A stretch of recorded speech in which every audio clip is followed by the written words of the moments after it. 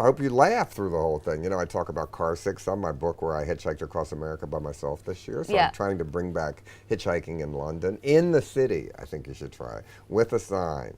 Not looking for taxi, free ride. What is your top tip for safe hitchhiking? Safe, there's no such thing as completely safe. That's part of the fun of it. It's a little bit dangerous. It's a little bit sexy. It's green. Maybe you'll get laid. It's a good way to plan a trip for the day. Ask someone to go on a hitchhiking date with you and hitchhike a small distance to the food store and back or something. So when you were doing your hitchhike across America, did you get jiggy with anyone? Did I get what? Get jiggy. See, jiggy is an English expression. I don't know what it means. It means to You get have lucky. sex? Yeah.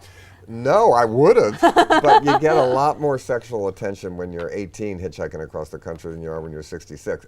I almost had to sleep in the woods one night, and this one trucker in the rest area said, "I'll make you up a bunk if you can't find a place." And I don't know if I would have, but no. In the beginning of the book, though, I imagine the best rides and worst, and there's lots of sex in that part. Oh, well, sex is very important. Well, I think hitchhiking is always like a joke about sexual thing. And every person, when you get picked up, when you get in the car, you imagine that person sexually and they think of you sexually, even though if it's the most disgusting way in the world. You always think, I hope they're not, a pervert. Or when you're young, you're hitchhiking, you always get picked up by perverts. So you just say yes or no, depending on your mood. Okay, and maybe carry a rape alarm as well. Well, that's true. I mean, in my book, I try to imagine the worst that could happen. So I get murdered. And a lot of people said to me, well, serial killers. Unfortunately, serial killers that kill hitchhikers usually go after women and young women, not 66-year-old cult film directors. So I wrote a serial killer that only killed 60-year-old cult film directors. And he kills me and David Cronenberg and Pedro Almodovar and everybody.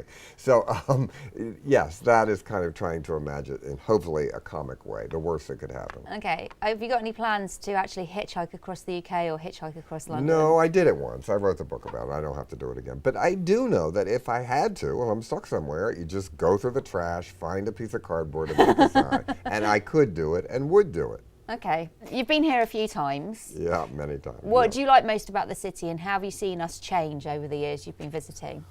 Well, like everywhere, the movie business has changed. I remember the Strand and the crazy audiences that used to go there and everything, and that's where my films kind of first were and everything. So I think that's gone. I don't think that's anywhere. It's not in America anymore either. So that midnight movie frenzy is gone, but everywhere in the world now is hipper. People have better sense of humor. They're more eager to laugh at themselves. Everybody always looks great here. You always started fashion here. You started music. I wish I had an apartment here. It's my last goal, but I'll never be that rich. Well, why don't you get one? Because I already have 3 others.